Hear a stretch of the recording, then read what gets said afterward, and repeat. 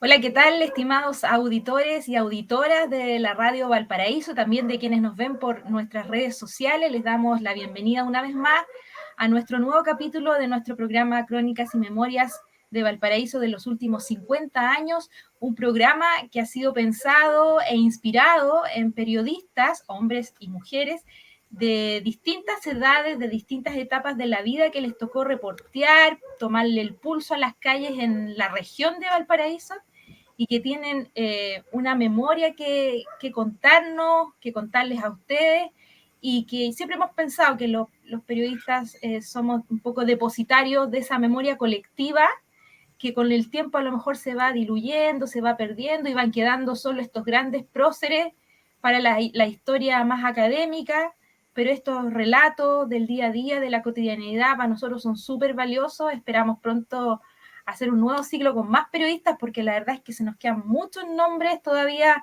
en el tintero.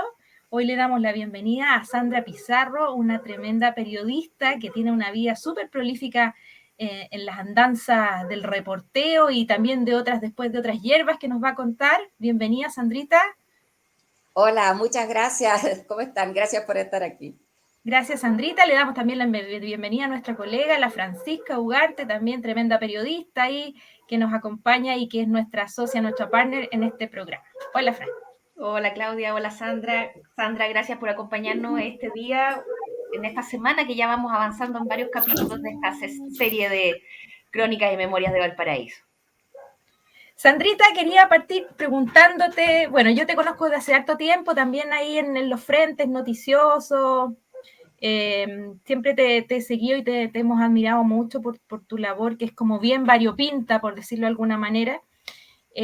Pero entiendo que tu vida vocacional no parte solo con el periodismo. Anteriormente anduviste revoloteando por otras áreas del conocimiento, que nos pasa mucho a las personas que nos amamos las ciencias sociales, que buscamos y que al final, bueno, a veces la vida nos lleva por distintos cauces. Entonces te quería preguntar cómo parte o cómo se define un poco esa vocación por las comunicaciones y por el periodismo.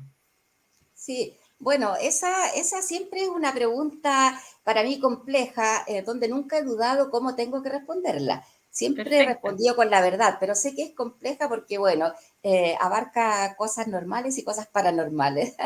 Efectivamente, a mí me pasaba que cuando estaba en el colegio, cuando estaba en la educación media, tenía mucha claridad acerca de mi vocación y era una de las pocas del curso que tenía claridad en su vocación y yo quería ser profesora y profesora de francés. Y después cuando desapareció el francés de los obligatorios, yo decía, me felicitaba, porque vi a los profesores de francés y profesoras de francés sufrir tratando de cambiarse, por ejemplo, estudiando rápidamente pedagogía en inglés para continuar su labor desde una lengua distinta de la que practicaban. Bueno, yo quería ser profesora de francés y estaba tan seguro y que mis compañeros me decían, Mademoiselle Sandra. Bueno, Ah, la cosa es que llegaba el momento, se acercaba el momento ya de dar la prueba de aptitud en ese tiempo y, y comenzaron como a aproximarse naturalmente profesores y profesoras, familias, conocidos, amigos de mi mamá, y me preguntaban, ¿y qué vas a estudiar? ¿A qué vas a postular? En fin, y yo decía a todo el mundo profesora de francés, voy a ser profesora de francés, pedagogía. Y estos profesores y profesoras me decían, no, no hagas ni tal, por favor, no, te vas a enfermar de los nervios, vas a sufrir. A mí, fíjate, Claudita, fíjate, Francisca, no fue que ellas me convencieran y ellos me convencieran, sino que a mí me llamó muchísimo la atención el desencanto de esos profesores y de esas profesoras por su profesión. Ese desencanto me asustó, por lo tanto yo postulé en esa primera oportunidad que di la prueba, postulé a una diversidad de cosas y quedé en ingeniería en geomensura, una carrera que ya no existe, que era como topógrafo, pero un grado un poquito superior. Y no sabíamos, el primer día de clase, de hecho, que llegamos, que éramos 80 en la Universidad Técnica del Estado, en ese tiempo hoy día Universidad de Santiago, nos preguntábamos, ¿de qué se trata esto? ¿Tú sabes de qué se trata? Bueno, había muchos hombres, muy poquitas mujeres, como suele ocurrir en las ingenierías, yo no sé si eso ha ido cambiando, me parece que no. Y claro, yo hice un paso por la geomensura antes de llegar al periodismo. Pero fíjate que si yo hubiese mirado hacia atrás, o si a lo mejor mi orientadora del liceo hubiese podido ver esa parte, tampoco la culpo, las cosas son como tienen que ser.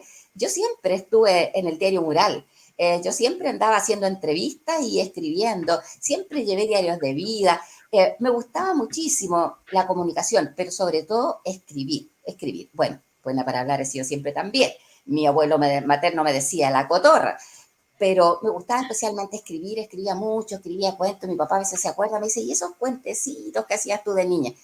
Y por lo tanto, era como natural que yo llegara al periodismo. Pero no fue que llegué así. Yo estuve un año, 2 semestres, intentando luchar con el cálculo, álgebra, con dibujo técnico, y no aprendía, no me daba.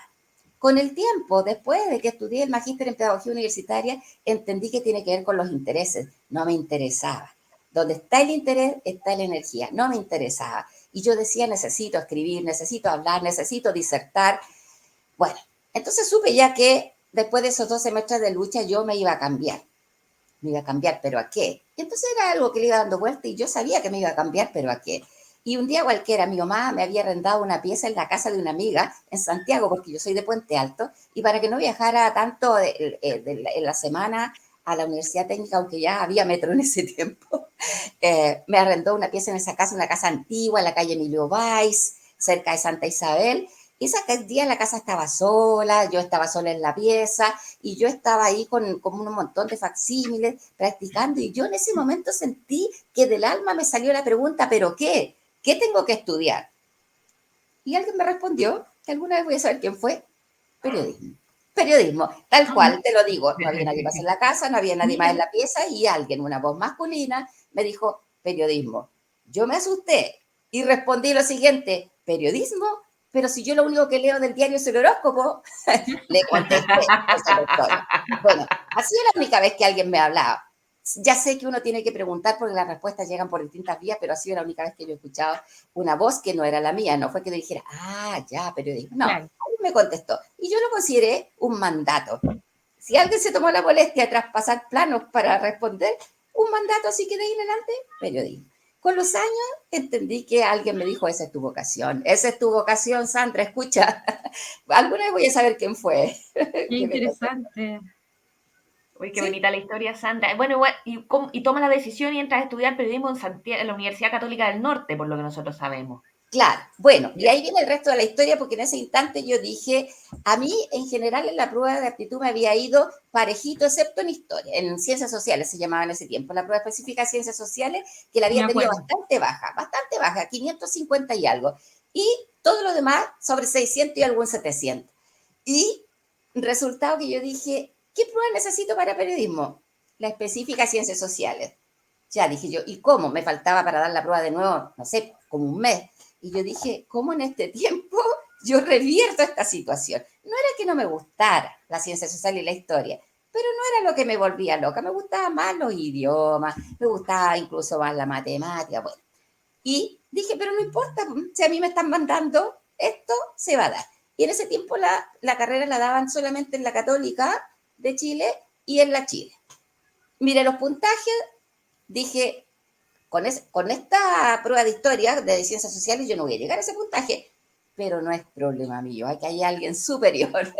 Y di la prueba, me fue más o menos igual que el año anterior, pero no me preocupé, dije, no voy a quedar en Santiago, pero en alguna parte se va a abrir, pues porque si me están mandando, ¿cómo me van a mandar a la nada? Agarré la guía de ingreso y empecé a leer desde el norte, Arica, Alpina, Iquique, Parinacota, y llego a Antofagasta, periodismo, Universidad Católica del Norte, que en ese tiempo, aunque era católica y tenía su vicegran canciller, se llamaba del Norte, Universidad del Norte. Aquí está, postulé sin decirle nada a mi familia, porque yo soy hija única, mis papás separados, siempre yo al lado de mi mamá, criándome con mi familia materna. No, dije, a la Sandrita Pizarro no la van a dejar irse a Antofagasta sola. Así que postulé calladita y dije, los hechos dirán.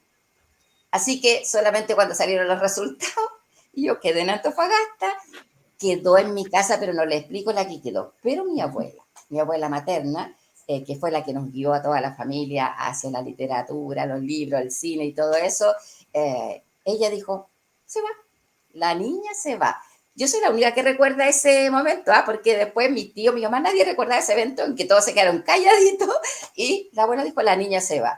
Y así llegué, como dicen mis compañeros del norte ese tiempo, y ahí llegó la Carmela de San Rosendo, que el primer día de clase preguntó, ¿dónde queda la sala tanto, tanto? Y me miraron y dijeron, aquí. Así me fui. Lo más lejos que había salido de mi casa era Valparaíso, tengo familia en el Valle de Aconcagua especialmente, y así me fui a conquistar las tierras nortinas. Oye, Sandrita, bueno, escuchándote, muy interesante. Yo creo que además tienes como pasta de novelista. Deberías después escribir tus novelas, porque de verdad muy, muy entretenido tu relato. Ya cayendo ya más a lo que nos convoca, que es como la historia periodística dura, un poco preguntarte cómo fue tu paso por el norte en el periodismo, ya como reportera, como novel reportera. Y después, ¿cómo entroncas con el Mercurio o la Estrella? No recuerdo bien si partiste del Mercurio y la Estrella. Yo te recuerdo como gran reportera del Mercurio, de los frentes de Obispado, me acuerdo, y Educación. Me acuerdo que ahí como hormiguita trabajabas todos los días, llegabas a tu escritorio, eras como bien matea. Pero me gustaría como preguntarte cómo te inician el reporteo en Antofagasta, si te tocan temas muy, muy complejos para la época, que partamos por ese lado.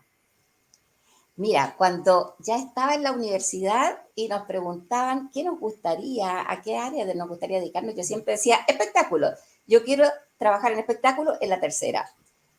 Llegué a espectáculo después de muchísimos años acá en el Mercurio del Paraíso, justamente. Nunca trabajé en la tercera porque la vida me condujo por otros caminos.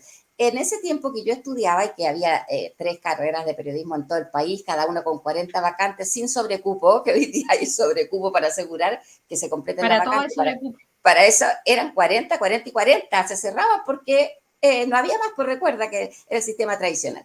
Y por lo tanto había pocas periodistas, y era muy fácil comenzar a trabajar muy temprano. Entonces nosotros en mi curso, en cuanto aprendimos periodismo informativo en segundo año, todos nos lanzamos a trabajar. A los que les gustaba la tele se fueron a la tele, que en nuestra universidad tenía el canal de la Universidad del Norte. A algunos les gustaba la radio, había montones de radio en Antofagasta y ahí muchos ahí estaban locuteando. A mí me gustaba la prensa. Y entonces yo me fui con una carta del director de en ese tiempo de departamento, que era director de escuela, digamos, don Mario Cortés Flores, que había sido director del Mercurio de Antofagasta. Él me dio una carta para la Estrella del Norte diciendo aquí va una estudiante nuestra de segundo año. Y entonces ahí yo empecé a colaborar, todos colaborábamos, y empecé a colaborar y nos pagaban, trabajábamos a vale. A vale le dicen a los honorarios, las personas antiguas le dicen trabajaba a vale por el honorario, pero nosotros era realmente a vale, porque nos daban el vale de casino para que tomáramos 11 en el casino de la empresa. Entonces nos daban un gran papel así con varios vales que uno le iba sacando el perforado y tomábamos. Pero tampoco teníamos mayores obligaciones, sino que después de clase partíamos, pero nosotros partíamos felices a reportear y estábamos ahí hasta las 12 de la noche. ¿Por qué hasta las 12 de la noche? Porque el móvil que repartía a la gente en sus casas empezaba a las 12 de la noche. Entonces trabajábamos hasta las 12 de la noche y de ahí yo llegaba a hacer los trabajos de la universidad para el otro día, que lo hacía rapidito, y iba a reportear. Entonces trabajé como 1 año y medio en la Estrella del Norte, que ahí después ya empezaron a pagarme con viáticos, y yo cubría la página de Mejillones. Había una página semanal de Mejillones, entonces yo todos los sábados, que era el día libre de la Estrella, porque era vespertino, tenía el libre los sábados, y todos trabajaban el domingo, Valqueria el lunes, yo partía ese día sábado tempranito a Mejillones, pasaba todo el día allá y buscaba qué cosas reportear, ya me veían llegar en Mejillones, ya sabían que era la periodista de la Estrella que iba a reportear. Entonces, siempre había mucha manteca, como dicen acá los periodistas de la Estrella del Paraíso, mucho material. Y hacía eso, y bueno, cubría cosas distintas, mucha libertad, porque se me ocurría hacer algo, un reportaje de algo, ¿quieres hacer un reportaje de algo? Ya, vamos, dale, entonces ahí pude hacer muchas cosas. Pero seguía trabajando por poquita plata, como en este sistema como les digo, de viático y todo. Entonces un día cualquiera me llama el director del Mercurio en ese momento de Antofagasta, que era Germán Carmona Mager, el papá de la colega Francisca Carmona, y me dice, tú tendrías que trabajar con nosotros. Y yo, pero bueno, si es la misma empresa, el mismo edificio, yo trabajo en la Estrella, pero es que nosotros te vamos a contratar. a contratar. Y a contratar, o sea, contrato, no es que te vamos a tener honorario, no, contrato. Entonces yo fui y me hablé con el director de la Estrella del Norte de ese momento, Dante Carvajal, y le dije que me ofrecían contrato en el Mercurio y que me iba. Él me contestó como 2 palabras, así como, bueno, cosa tuya, te vas. Muy, muy molesto, muy enojado, y yo me fui de la Estrella, armé mis cositas para irme de vacaciones a mi casa, porque era el verano, y me dijeron, tómate las fiestas de fin de año, me dijeron el Mercurio, y entras a trabajar el 9 de enero. Y por lo tanto, el 9 de enero del año 82, cuando yo ese año yo iba a iniciar 4º año ya, ahí yo comencé a trabajar en el Mercurio de Antofagasta y estaba arreglando mis cosas. En ese tiempo arrendaba una pieza donde muchas estudiantes arrendábamos en la calle Avelino Contardo, cerca de la Avenida Argentina, y de repente me dice la dueña de casa, Sandrita, la buscan. Era el director Dante Carvajal de la Estrella, que llegaba a despedirse. Me dijo que le había dolido mucho que yo me fuera, que él también quería contratarme y que más adelante me iba a contratar, pero que no quería que yo tuviera esa mala impresión de él y que estaba muy contento de que yo mejorara mis condiciones. Y ahí me fui al Mercurio de Antofagasta, donde estuve, estuve 2 años y medio, y después de ahí salté a Osorno, por la misma empresa. Oye, Sandra, y ya que estamos en los años 80, ¿qué hechos te tocó reportear importantes o impactantes durante tu periodo en el Mercurio, en la Estrella de Antofagasta? Bueno, ahora que claro que ustedes me preguntaban y que ya me decían que íbamos a tener esta conversación, yo trataba de recopilar un poco, porque hay cosas que se van quedando en la mente y seguramente hay otras más, pero cosas, por ejemplo, que a mí me impactaron mucho. A mí me tocó siempre reportear periodismo policial como reemplazo. Nunca fui la titular del sector, pero cuando faltaba el periodista policial, me mandaban a mí. Yo en ese tiempo en Antofagasta yo cubría ciudad, que ese fue mi sector favorito, y yo lo peleé, Muy porque a mí misceláneo de me todo. gusta mucho eso en el año, claro, 82, yo trabajé ya 82, 83, y me fui en julio del 84. Y entonces me mandaron a periodismo policial. Y en periodismo policial hubo un caso que nos impactó bastante, que fue conocido como el de la mujer fondeada. Y a partir de eso, nosotros también hicimos la tesis, yo hice mi tesis con el colega José Miguel Alfaro, y nosotros partimos recordando en el contexto, en la problematización, partimos recordando el caso de la mujer fondeada, que fue un caso que nunca se resolvió, donde un día cualquiera en una playa amaneció una mujer, el cadáver o parte ya de una mujer, sí tenía su cabeza, en fin, y atada a una zapata de tren, como parte de un riel. Bueno, ese fue un caso que implicó mucho reporteo. Como les digo, yo no era la titular, pero en los casos grandes siempre se cubren en equipo, entonces nos tocaba todo un poco de ahí. Y otro caso también grande que ocurrió en el tiempo que yo estaba ahí, que también me tocó reportear igualmente arista, porque en ese tiempo había periodistas policiales grandes, contundentes, la Jenny del Río, que después del Mercurio Santiago, Famosa la la Jenny. Jenny ella era de la Estrella, y Roberto está ahí en el Mercurio, que ya está fallecido Roberto, y bueno, entonces nosotros íbamos como el equipo que secundábamos, trabajando con esto, colaborando con las entrevistas, en fin, que fue un caso que terminó en fusilamiento de 2 agentes de la CNI. Fue un caso que tuvo que ver con un agente del Banco de Chile, me parece que fue de Calama, el agente y un ejecutivo. Y que al principio lo que se dijo es que ellos habían robado en el banco y que se habían ido y desaparecieron, nada más, y se fueron y se llevaron la plata. Y después, porque miren, la verdad fluye, alguien encontró en el desierto unos pedazos de cosas, cuero por decir algo, y examinándolo vieron que eran restos humanos. Bueno, eso llevó a desencadenar, digamos, a resolver un tremendo puzzle. O sea, se fue abriendo todo lo que había pasado para terminar en el tema de que habían sido estos agentes en ese momento de la CNI, de la ex CNI, que habían finalmente matado, robaron la plata, hicieron robar a estas personas, presionaron, forzaron, después ya se supo todo, y los dinamitaron en el desierto. Entonces, eso fue lo que encontraron, y ese fue también un caso muy grande. Y bueno, también me tocaba reportar otras cosas. Ya me tocó por primera vez volar en un avión de instrucción, el Pillan, que era el que se usaba en ese tiempo y que me dio harto susto. Bueno, me tocó eso, me tocaba salir con los pescadores artesanales que siempre están luchando contra los lobos marinos que les comen los pescados antes que lleguen ahí a venderlo, en fin. Bueno, aprendí tanta cosa y sobre todo algo que a mí siempre me gustó, que yo le llamo, la señora Juanita, a mí siempre me gustó ciudad porque siempre me gustó meterme en la vida misma de las comunidades para entender sus problemáticas y visibilizarlas, porque yo creo que de ahí parten las mejoras sociales. Así que fue una Así es, linda Sandrita. etapa. Sandrita, bueno, es impactante el caso que nos relata, un caso que en su minuto impactó, aterrorizó, fue tremendo, no queremos dejar pasar ese tremendo hecho. Sin embargo, como tú dices, bueno, la vida fluye y bueno, tú sigues como una joven reportera también viendo otros temas, me imagino que también con cierto miedo, temor en los tiempos oscuros que vivimos en aquella época. Y quería preguntarte, bueno, tú después te vas al sur y después te vienes al Mercurio, entonces también que nos contaras un poco sobre ciertos hechos que te hayan marcado en esa trayectoria ya cuando abandonas el norte y ya te trasladas a Osorno y después aterrizas acá en la ciudad de Valparaíso. Sí, y me gustaría contarte algo anecdótico para que se vea que en ese tiempo los pocos periodistas que éramos, porque las pocas personas que practicaban el periodismo, porque se produjo, había un profesor mío de la universidad, Marco Antonio Pinto, que después fue director del Mercurio de Valparaíso.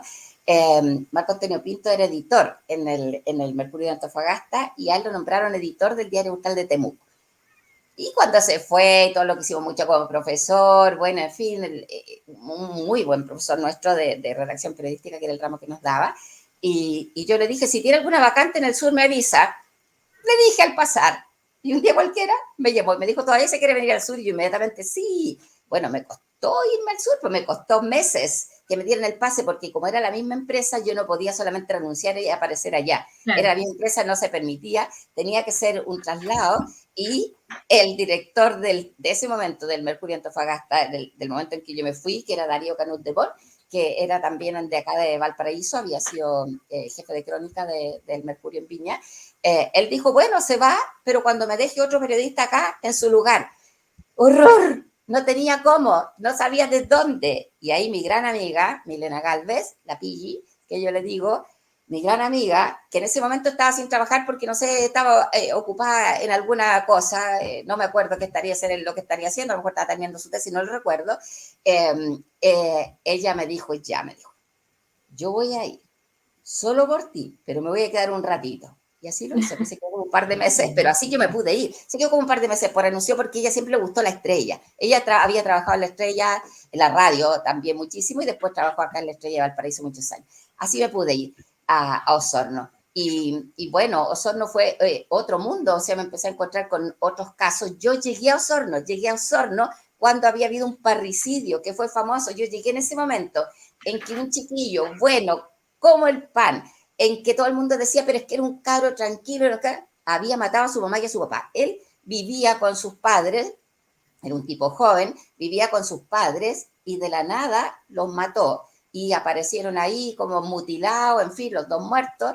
Eran gente muy religiosa, él siempre iba me parece que eran evangélicos, iba a sus ceremonias con sus papás, en fin. Y este niño desapareció. Entonces yo pongo el pie en Osorno con este caso, llego al diario, conozco al director de ese momento, Alfonso Castañeto, que después fue director de la Estrella de Valparaíso, acá muchos años también, y con este caso y con esta persona que andaba por ahí en el mundo. Llego a una ciudad que era totalmente distinta de donde venía, de Antofa, que mucho sol, siempre oscura, porque se oscurecía a las 5 de la tarde, con muchos árboles, todo oscuro y tétrico, y alguien, un homicida suelto. Yo esa primera noche no pude dormir y yo miraba por la ventana que estaba lloviendo más encima porque llegué en agosto. Siempre llueve. Y miraba y yo veía la sombra y yo, bueno, ese caso, claro, me tocó debutar con ese caso no periodísticamente, sino que el debutar en Osorno. Y ahí en Osorno, bueno, cubrí una diversidad de situaciones. Primero, como iba yo del norte y también soy de la zona central, empezó a llover, pero como contratado, y yo decía, ya, me va a tocar cubrir acá los anegamientos. No pasaba Nada. nada, el sur está preparado para eso. Pero me tocó cubrir ciudad, me tocó cubrir salud. Me tocó en Osorno, por ejemplo, un brote epidémico de meningitis que lo descubrí yo, porque a mí siempre me gustó mucho trabajar la estadística. Me gustaba mucho y yo siempre fui muy molestosa de los periodistas del área de la salud, les digo a ustedes dos, Muy porque yo bien, iba a muy ver, bien. siempre a pedir la estadística de mortalidad y de morbilidad, y de ahí paraba notas. Es lo que hoy día se llama el periodismo de datos, pero que ha existido siempre, la estadística Exacto. siempre. Estamos ahora en la etapa del sur, luego Sandrita se viene acá al Mercurio de Valparaíso, hace un salto y se viene al Mercurio de Valparaíso. Y me interesaron dos temas que tú relataste que no me gustaría dejar pasar, que tienen más que ver con una mirada más reflexiva del periodismo.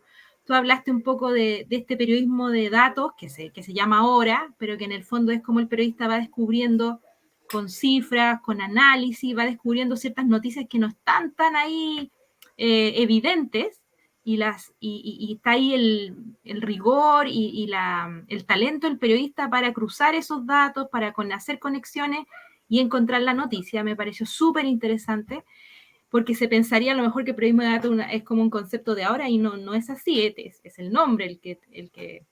Y el otro concepto que me interesó mucho, porque es como un poco en lo que yo me siento muy identificada también, y con Francisca, y por eso hemos hecho estos proyectos, es en el periodismo como como lo decías tú, como de las cosas sencillas, de las vías sencillas, que hay tanta historia, tanta riqueza de contenido en esas personas, en esas historias del día a día. A veces los periodistas, no sé, pues partimos como soñando grandes cosas, cubrir la moneda, no sé, el Ministerio de Relaciones Exteriores, no sé, ser como famosillos, pero uno con los años se va encantando con este otro tejido que está ahí, que es tan importante, que es en el fondo lo que sustenta todo a lo mejor el relato de una nación. Entonces, no sé si pudiéramos ahondar en estos dos grandes conceptos Sí, que me parecieron súper interesantes, Sandrita. sí, claro. Bueno, a mí siempre me gustó cubrir ciudad justamente por ese tema, porque hay tanto que está invisibilizado, porque no es que esté oculto, solamente que no se muestra, que no se ve, y yo creo, y ese ha sido para mí siempre un tema, entonces yo creo que ahí es donde hay que trabajar, porque de ahí podemos nosotros irnos levantando como sociedad, resolviendo esas situaciones que visibilizándolas se puede llegar a soluciones, porque uno puede ver que los casos que va trabajando y que va visibilizando se van resolviendo, van poniendo el foco ahí, y desde esa perspectiva, incluso yo después ya dedicándome a la academia, siempre también lo hablaba con los estudiantes, este tema, porque yo decía, si no estamos preocupados por ese sector, por el sector que lo está pasando peor, esto finalmente en algún momento está y en algún momento revienta. Yo creo que ellos se han acordado de mí en los tiempos recientes. Qué bien. Para mí siempre fue ha sido una preocupación. Y me gustaba eso de poder meterme, sondear en la vida desde las comunidades, de las poblaciones, de todo tipo para conocer cómo son, cómo viven, qué piensan, y desde ahí eso visibilizar. Eso ha sido siempre una preocupación y lo pude lograr, pero pude trabajarlo a mis anchas siempre en todas las partes donde trabajé. Y lo otro de lo del periodismo de datos, claro, ahí uno puede encontrar muchísimo. Mira, mi paso por ingeniería yo creo que me llevó a resolver esos temas y me acuerdo que cuando renuncié al periodismo, al Mercurio de Valparaíso, el año 2000, cuando dije si se va a acabar el mundo, es un buen momento bajar el periodismo, me acuerdo que me decían mis colegas, ¿y quién nos va ahora a calcular todas las estadísticas? Yo lo hacía con simple regla de tres, pero tú sabes que de repente uno se complica con la estadística. Entonces, En todo Excel. lo que era el periodismo policial, la estadística de turismo, Claro. yo le hacía el cálculo. Bueno, entonces Mira, a mí me gustaba eso, hacer mucho, trabajar con lo que se llama periodismo de datos. Y entonces yo iba siempre a ver las estadísticas de salud, porque ahí hay mucha mortalidad y morbilidad, uno puede encontrar mucho material. Y así buscando, de repente dije, oh, se disparó la meningitis en relación, porque busqué primero con el año anterior, se disparó, pero también con más atrás, ¿y qué pasó? Había un brote epidémico. Entonces, perfecto. inmediatamente me fui al servicio de salud, el director de salud, el doctor Raúl Salinas, que era en ese momento, Y yo le dije, pero doctor, sí, me dijo, hay un brote epidémico, pero silencio, off the record. Tú sabes que ahí nos ponen la guillotina, off the record. Nuestra ética no nos permite decir aquello que nos cuentan off the record. Entonces yo dije, pero director, esto hay que decirlo porque hay un brote epidémico y la comunidad tiene que prepararse, tiene que estar alerta. Bueno, la cosa es que él dijo, no, pero una periodista lo sabe y aunque no lo va a publicar, lo van a saber todo. Así que en la tarde llamó a conferencia de prensa que se llamaba en ese tiempo y ahí estábamos todos los medios y él nos empezó a explicar. Él y gente ahí, bueno, había dirigentes del colegio médico, había un montón de gente. Y nos empezaron a explicar que había un brote epidémico de meningitis, pero para esta enfermedad no hay ni vacuna ni tratamiento, excepto el mantener y tratar de ir atendiendo la sintomatología del momento. Entonces, dar a conocer esto, lo único que va a lograr es provocar alarma en la población, no, y por eso nosotros no queremos que se sepa. Bueno, ahí nosotros saltamos, todos y todas, como se dice ahora, diciéndole, es importante que lo sepan, porque así van a poder tener mejores medidas sanitarias, van además a estar alerta y llevar oportunamente a alguien que presente alguna sintomatología que pueda ser meningitis y dando mucha información acerca de los síntomas en los que tienen que estar alerta, en fin. Bueno, nosotros fuimos muy contundentes en todo lo que le dijimos y ellos se dieron cuenta de que había más beneficio en que se supiera. Así que ahí salimos nosotros con ese brote. Me tocó también estar en Antofagasta cuando apareció el SIDA, que lo vimos tan lejos y ya el otro día estaba acá en Chile, al poco tiempo estaba en Chile. Y también me tocó en ese tiempo y yo me metí muchísimo a ver cómo se estaba cuidando a la población, si estaba tomando conciencia de los cuidados. Hice un reportaje recorriendo prostíbulo por prostíbulo, que en ese momento me significó un tirón de oreja. Mi esposo era detective, éramos pololos en ese tiempo, y al jefe policial no le pareció que yo hubiese hecho ese reportaje porque dijo, quien te ve salir de un prostíbulo no sabe que tú eres periodista, pero te puede ver con nuestro detective, con nuestro funcionario.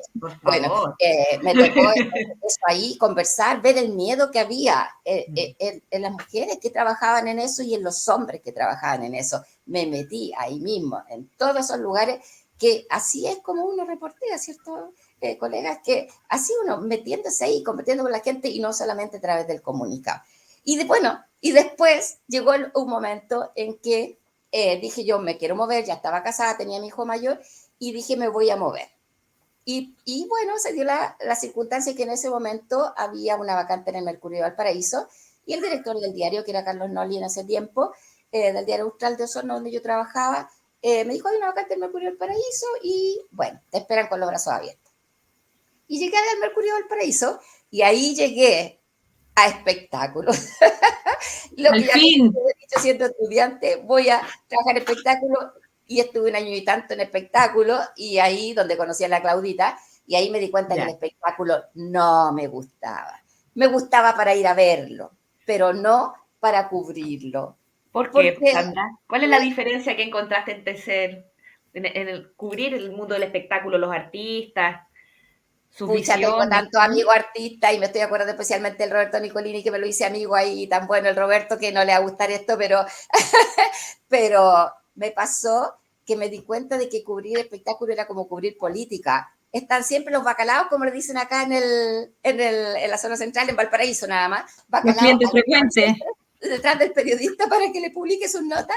Entonces, había mucho enjambre y está bien, pues si tienen que visibilizarse, sí está bien, si era yo la que yo quería salir a buscar, yo quería meterme ahí, sondear y encontrar, así como un poco investigando situaciones, y aquí en el espectáculo no podía satisfacer toda la demanda porque era mucha gente que quería publicar de sus obras, de sus escritos, de todo lo que implica espectáculo. Entonces yo me sentí abrumada, como también me sentí en política las veces que me tocó reemplazar en política. Así que, no. Y bueno, pero lo gracioso es que en el Mercurio del Paraíso, el frente de espectáculo estaba asociado con el frente de religión. Por lo tanto, yo sí cubría espectáculo y religión y ahí lo pasé muy bien porque cubrí todas las religiones. Me hice muy amiga de los bajáis, me encantaron los bajáis, que son los eclécticos, que ellos valoran tanto a Buda como a Cristo. Bueno, cubrí mucha religión y si hablamos de casos grandes de acá, en los que ahí, como les decía, los casos grandes uno los trabaja en equipo, que a mí me impactaron mucho y que me tocó sufrirlo mucho desde el área de educación que cubría yo en ese tiempo.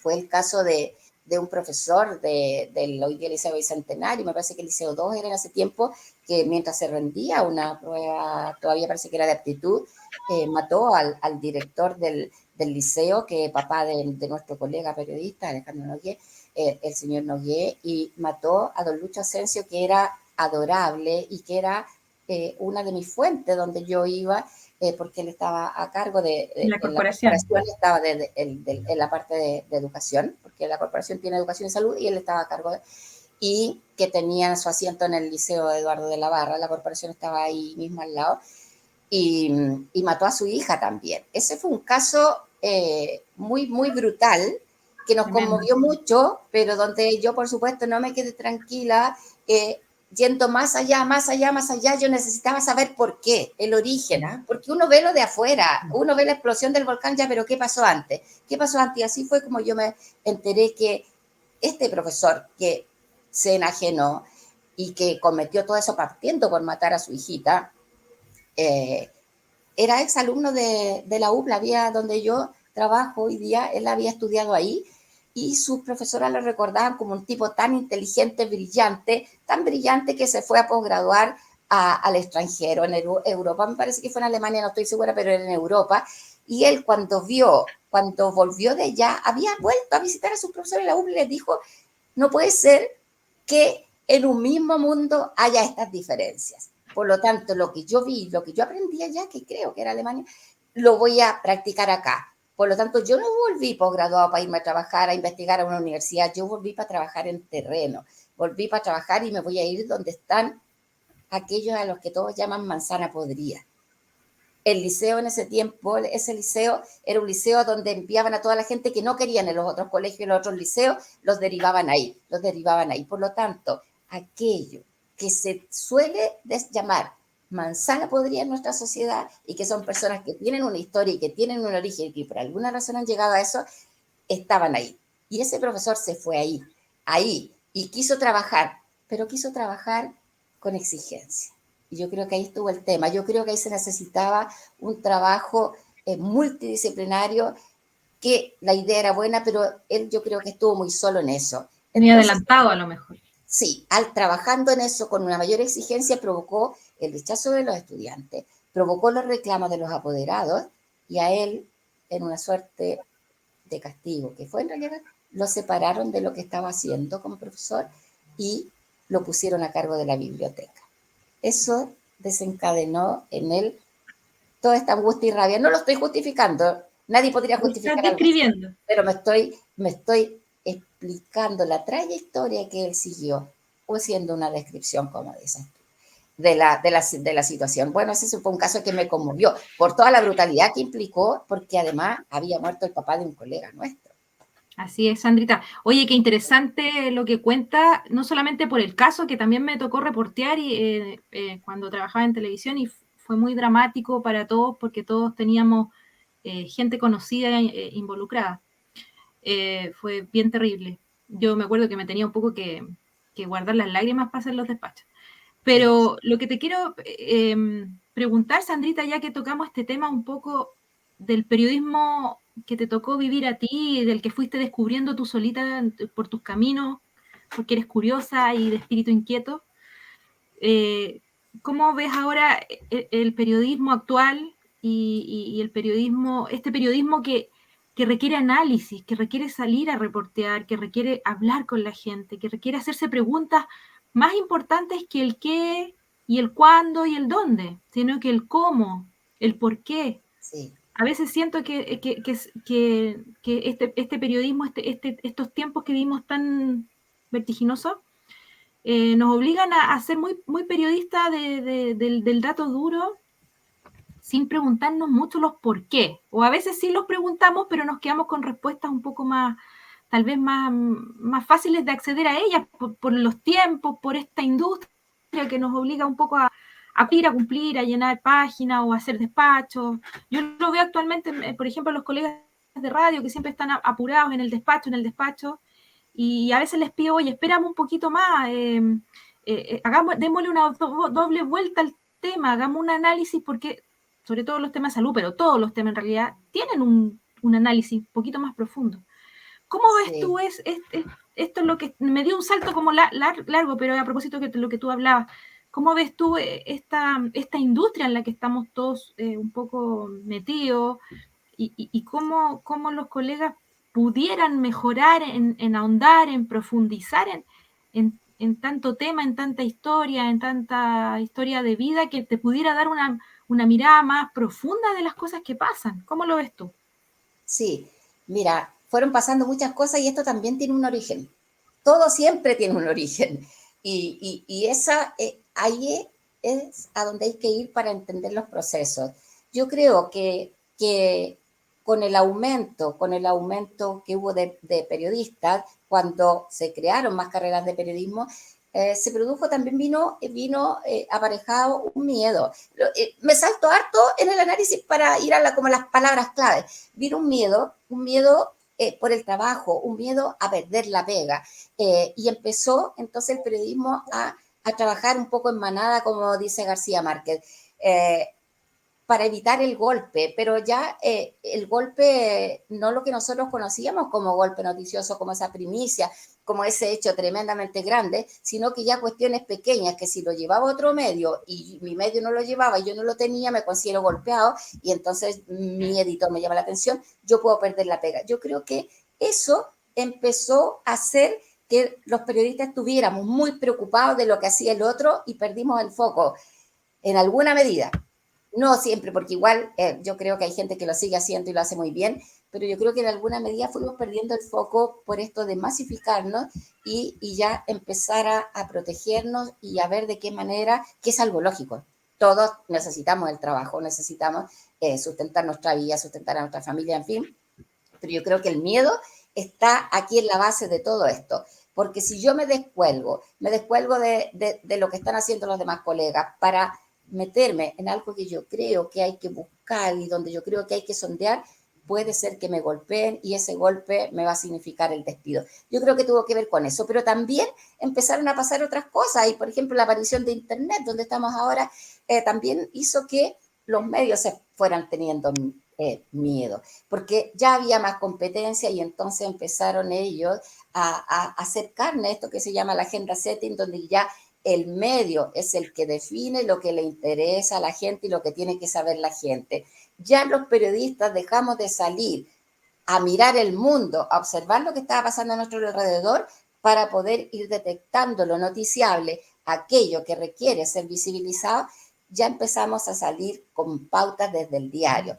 Y entonces todos los periodistas pauteados van con una pauta que tienen que cubrir, que tienen que responder, con la que tienen que regresar al medio. Entonces, obviamente, detenerse a investigar otras cosas ya le significa multiplicar su trabajo y seguimos siendo personas. Yo siempre digo que los periodistas formamos parte de la misma sociedad que todo el mundo, porque nos suelen criticar, y ustedes que trabajan en el servicio de salud, este dicho de los periodistas no les debe gustar mucho, pero dicen, los médicos entierran sus errores, nosotros los publicamos. Pero ese es un dicho, sabemos que no todos los médicos cometen errores, y en fin, es parte del ser humano. Pero entonces, como nosotros estamos siempre en la mira, como nuestro trabajo está siempre a la vista, nos suelen criticar muchísimo lo que hacemos y cómo lo hacemos, sin tener en cuenta que la mayor parte de las cosas de las que uno se entera es a través del trabajo periodístico. Pero entonces pasó eso. Yo creo que pasó que los periodistas nos asustamos y me meto en el baile solamente por ser periodista, porque yo ahora ya no trabajo en el ejercicio periodístico tradicional. Nos asustamos y empezamos entonces a trabajar en manada y vamos todos para el mismo lado y así, ¿qué es lo que dice nuestra audiencia? Sale lo mismo en todas partes, todos los diarios traen lo mismo, todos los noticiarios del informativo de canal o de radio o de televisión o radio traen lo mismo, porque estamos trabajando en manada. Entonces nos fuimos olvidando de meternos en la génesis, en el núcleo social, donde están las principales problemáticas que nosotros tenemos que visibilizar, o por lo menos yo creo que tenemos que visibilizar, y los medios también fueron entrando en esta competencia, que incluso ellos empezaron a ponerse muy de acuerdo. Y uno puede ver en los noticiarios que cuando uno está en publicidad, el otro también está en publicidad, y que si uno está dando una nota y al otro le resultó, entonces yo también lo voy copiando. Pero además con Internet emerge esto que ha sido dado en llamar el periodismo ciudadano. La gente pudiendo expresarse en las redes sociales, en fin. Yo no le llamo periodismo ciudadano porque yo digo que es acceso de la fuente. Ahora la fuente tiene acceso a las audiencias. Eso es distinto, porque el trabajo periodístico es más que dar a conocer el punto de vista de alguien o lo que estoy viendo en este momento. Implica lo que tú dices, un análisis. Yo creo que ese es un trabajo que tenemos que hacer y en esta realidad en que somos tanto, en que estamos luchando por mantenernos en una fuente laboral, yo creo que el miedo lamentablemente ha incidido en la calidad de nuestro trabajo. Pero no pierdo la esperanza en que sí vamos a en algún momento retomar. ¿Saben por qué? Porque el mismo estallido social nos mostró que ahí había una realidad que no estaba siendo vista y mucha gente decía, oye, se fijan que ahora en la tele yo he visto que hay gente en campamentos que está viviendo de una forma atroz. O sea, eso lo tuvimos que haber mostrado siempre. Ahí teníamos que haber estado, para poder levantar el tejido social. No es que no pasen cosas en lo macro, tienen que ocurrir, está bien, pero también en lo micro, como dicen los bomberos. Apaguemos el incendio, pero al mismo tiempo hagamos prevención y capacitemos. Sandra, para ir cerrando te vamos a hacer una última pregunta. Lamentablemente se nos hizo súper corto el tiempo el día de hoy y yo te quería preguntar lo que estás hoy día enfocada en este tema de holístico, que yo sé que tú eres directora de la carrera de periodismo en la UPLA y además estás dedicada a esta manera de integrar cosas que a través de no sé si llamarlo ciencia, tú me podrías aclarar más.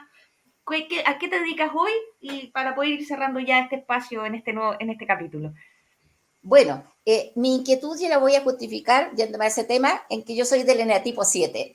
Los eneatipos se refieren al eneagrama. El eneagrama es una tremenda herramienta que se usa en educación, psiquiatría, psicología, en religión. En la religión católica quienes trabajan el eneagrama son los jesuitas y ellos dan cursos, capacitan. Bueno, entonces yo como soy de eneatipo 7, el entusiasta quiere siempre estar haciendo muchas cosas, pero el entusiasta se descentra haciendo demasiadas cosas a veces. ¿De qué sirve conocer su eneatipo? ¿De qué sirve estudiar el eneagrama? El eneagrama, uno de cuyos principales desarrolladores fue el psiquiatra Claudio Naranjo, chileno, fallecido hace algunos años. Él lo desarrolló y a nivel mundial es reconocido. ¿De qué sirve el eneagrama? El eneagrama te dice en el fondo cuál es tu marca de fábrica, cómo eres tú. ¿Y para qué quiero saber cómo soy? Para gestionarme. Y desde ahí, entonces, uno puede ir más centrado por la vida, porque hay que preocuparse muchísimo de la salud mental, que hoy día hemos visto que es un tremendo tema. Y es un pendiente porque hemos avanzado, pero necesitamos trabajar más en eso. Y yo entonces me entusiasmé desde hace muchísimos años con los temas holísticos y comencé meditando en un reportaje que fui a hacer sobre meditación. Hice el curso y empecé a meditar. Después fui estudiando otras cosas. Pero en algún momento, mi colega Carla Urbani, con algo terrible que le pasó a ella, como fue la muerte de su hijita de 7 años, ella conoció las técnicas de liberación emocional, el tapping. Me dijo que le habían ayudado mucho en su proceso y ella me dijo, tienes que conocerla. Y así fue como yo empecé a ir primero a conocerla, a mirar con Aurora Campuzano, que es la formadora en Chile de los terapeutas en tapping, que le llamamos tapping porque son golpecitos, tap, tap, y que usan puntos de acupuntura, pero en lugar de las agujas, nosotros usamos golpecitos. Y empecé a estudiar y fui viendo resultados. Y después de eso, del tapping, entonces yo ya me puse a estudiar cromoterapia, hice un diplomado en terapias holísticas de un instituto con una universidad en convenio que lo hacen con la Universidad de Valparaíso, el Instituto Natural, y de ahí me formé y aprendí reflexología, aromaterapia, fitoterapia, y yo dije en algún momento, bueno, a esto quiero dedicarme en este tiempo. Y yo creo que todo eso confluye en educación. En el periodismo, a mí lo que más me interesaba es la parte de educación, de cómo educar a las audiencias a través del periodismo. Y después me he dedicado como académica, 27 años ya llevo en la academia, y después ahora a través de las terapias que yo las incorporo a mi trabajo y como directora de la carrera de periodismo, voy aplicando todo eso en la mediación de conflictos, en todo eso, y realmente las técnicas de liberación emocional he tratado, mira, muchísimos estudiantes de todas las carreras de la universidad porque el rector me permitió estar 2 años solamente dedicada a trabajar en esto, algo que agradezco infinitamente.